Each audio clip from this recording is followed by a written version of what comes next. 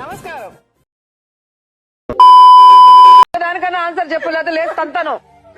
చెప్పు ఆన్సరు. చెప్పు రవి, సమాధానం చెప్పు. మరి నువ్వేం చేసావు ఏంటన్నది, ఎవరేం చేస్తారు నువ్వు మాట్లాడుతానే కదా ఎవరికన్నా న్యాయం తెలిసేది.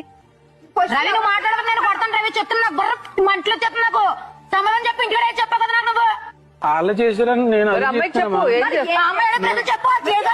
తాగలట్టవో లేకపోతే ఇష్టపరంగా చేసుకుని చచ్చావో అదేదో చెప్పు. చెప్పు నువ్వేదో సమాధానం ఎక్కడ కూర్చోనంట.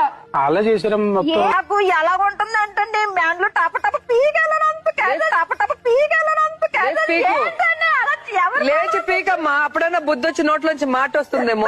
దేనికి సమాధానం చెప్పబోదు, ఏం దేనికి పరిష్కారం? రవి పెళ్ళైతే నీ ఇష్టపూర్వకంగా సత్య ప్రమాణంగా నువ్వే చేసుకున్నావు. నేను అలా చేసుకోలేదు. నమస్కారం. చాలా ఉన్నాయి ఇంకా దాచాం.